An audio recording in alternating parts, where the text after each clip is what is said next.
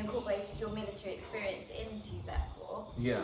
So we spoke about that. But then I just want to ask, like, the civilian guys and the South African guy, obviously, I just quickly want to go into, like, do you feel safer having the military guys on the team? And do you feel like it's going to help VetCorps progress and stuff?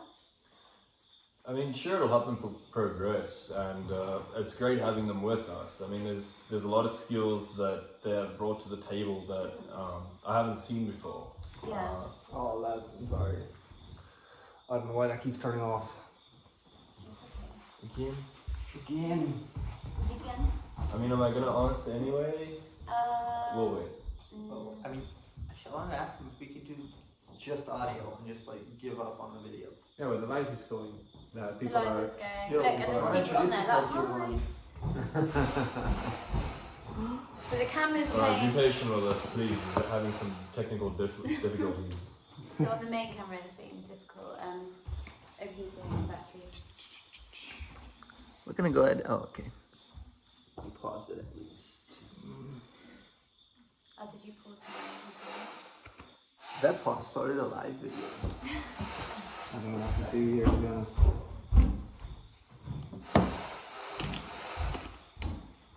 This is reality of recording, so that's good.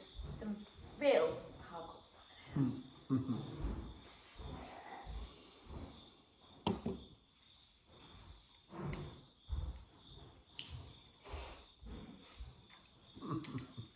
So delicate. Alright, Wendy's taking care of the local numbers tomorrow, Fantastic. but the international she can't do. Which is what I expected. So then that's just another. They're in my pocket to get those clickers sorted out. That's such a. What do you say? Pain in the ass less. They're talking business work. Yeah, I said they're sorting out gate access to all the local numbers, but they can't do your international numbers for you and Connor. For So him? no, he's got a local number. Yeah, fuck it. I mean, I can get a local number. It just at first they told me it wouldn't be worth it, and that would be too expensive. I don't know, man. But anyway, that's just another like thing to use to motivate the fact that we need those clickers. Yeah, and And they're pretty much sorted out already. We just need to talk to France about that. so where are they? I'm gonna pick him up tonight on patrol. So yeah, because tomorrow I could even talk to him and go if I have time. Are you meeting him? I think not him, his son. So Okay, I'll take okay. him with me. Yeah, yeah. And another thing, is the team phone gonna have all the numbers? Cause that'll sort it out, dude. The team phone's always with me and him, or me and Connor also. Whenever he can, he takes the team phone either way. Yeah, Right, So right. that's not an issue. Look, I'll discuss that with Philip. See what he says, who I need to talk to. He's probably gonna direct me to Adrian. For the team phone. Or For- what? Pardon? No, I'm saying For the team phone. So you're saying you didn't send that to Okay, like, I'm I almost did set up send here, it guys. to them, but like there's maybe 4 gates on there. It is. But every gate on the reserve has now been switched to that system. So should theoretically fix Thank them you, all. Gatsby. so theoretically we can put them all on there. worries. Who do we talk to about that? It's annoying. Yeah, gotta figure that out. I'll talk to Philip. Jill, Look how. Jill, what you wrote today on team chat, Okay. because someone told you What? about the He gates? has what he says. Yeah. No, Adrian sent me a message and said, look, my staff can't keep opening the doors for you guys. Like, please send Yeah, the we're on numbers. live. Yeah, okay. Okay. Gio, do you want to sit down there? Yeah. Adrian, come. Maybe that's not a good. Okay, and we're going back on podcast. Sorry about that, we had some technical difficulties. Sorry about the delay. Yeah. Will you keep an eye on that just to make sure it keeps recording? So back to Adrian. So I said about how the guys, the military guys on the ground, and how you feel about them being here and the experience they bring, and how you as a South African man, as a civilian, like working here, do you feel safer on the ground with them? Yeah, definitely. I feel like there's all kinds of knowledge that bring to the table, and Yeah. helping us strategize around emergencies, the drills that they do with us to prepare for incidents, and that whole energy that they bring is so serious, it's so polished, and it doesn't exist anywhere else. So I think there's a lot of value that they bring to the table. Absolutely. I mean, it's the only way I would want to be doing this line of work Yeah. is with these guys. And I mean, you've got a lot of experience anyway, range shooting and stuff like that anyway, which you bring to the table, Sure. which yeah. can help these guys to trust you as well, I think. Like, Yeah, because I we've all mean, got that They strength. know I've got their back. I know they Yeah. have my back. And- And I feel super safe. I All of yeah. these guys are like coming Agreed. here, like people were saying, oh, how dangerous it is, and all those like syndicates that are going around, obviously poaching, and just knowing here that I'm coming here with Yeah. military guys, with Adi, who's a firearms instructor, like I feel so safe with these guys around. I agree. You know, like if Yeah. I feel safe, then I know like the rhinos are safe. So you know, it's incredible.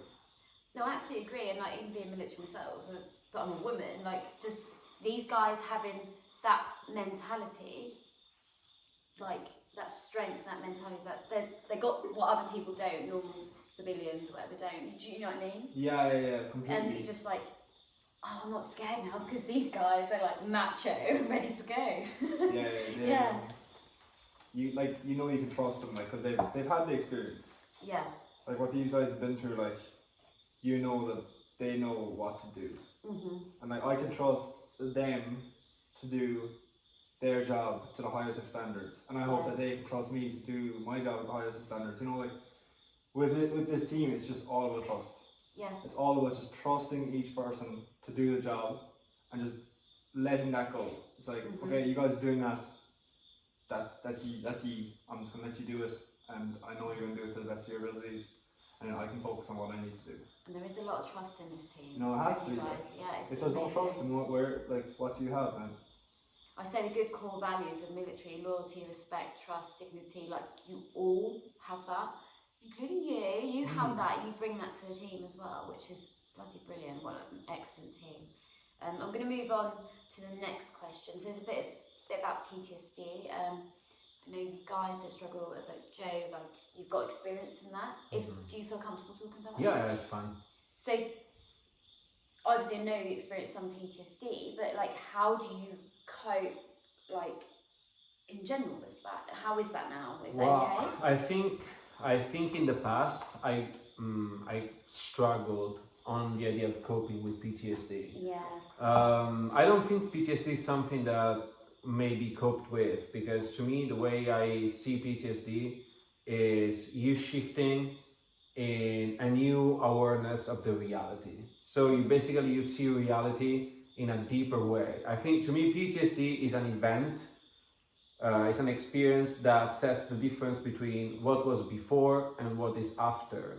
Yeah. And the idea that after you are doomed, I think is just a big lie. I think that It can feel like that for a while. You can feel doomed. well, like I think it feels that way until you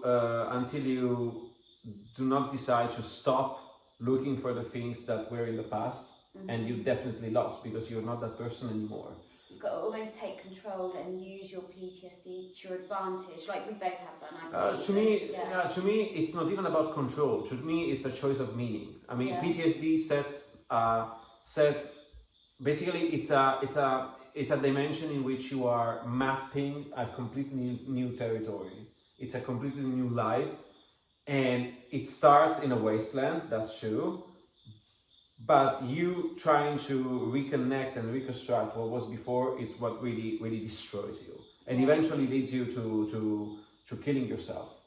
So to me, it's a question of embracing it and letting that do its job, and honestly understanding that the standards for which you have built your connections are just went too high for the quality of the relationships that you may have at home. Yeah. That, for example, if you get deployed for 1, 3, 2, 3 rotations in Iraq or Afghanistan, like you developed a sense of intimacy with your men Yeah, you that do, weighs yeah. And far find that. beyond what you can expect in any kind of civilian environment, and you get to access that. You get to accept that. Even in the families, like in the families, you may have like your loved ones, your children, your wife, whatever, but you will not have that level of intimacy that stands with being in combat with other people that you hold close as brothers. At the That end of the day. intimacy thing, I believe you lot all have that as well here I in think the small group. I think that comes to that intimacy. I think there comes is here. there is the potentiality to. I think there is the potentiality to go for it for sure. If we have to go and live and stuff, you kind of miss this. So Yeah. it's very similar to be deployed. So yeah, definitely I think it helps immensely to have such an experience. Yeah. But again, if we deal with the concept of PTSD, I think the worst thing to do with PTSD is address that as a form of sickness or illness. Yeah. It is until you do Yeah. not until you do not decide to step over it, embrace it, and change your life like completely. I know that it's hard because I passed there. Yeah, I I was was going to say, there. going into that, like, I know for me, sometimes there's still struggle and sometimes there's still triggers.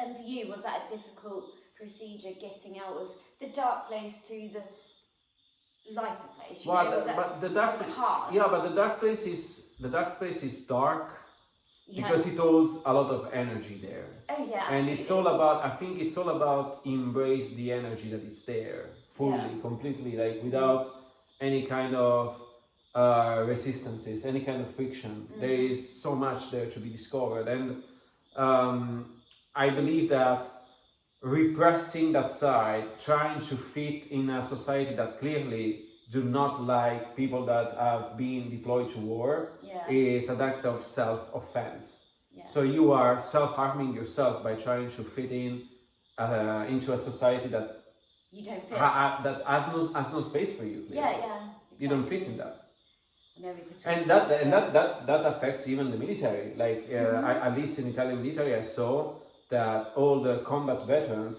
were addressed in a different way. Same like in for- Britain as well, yeah. Yeah. So exactly the same, so relatable. Like I don't know what it's like for the veterans, like here in South Africa. The veterans, they dress differently.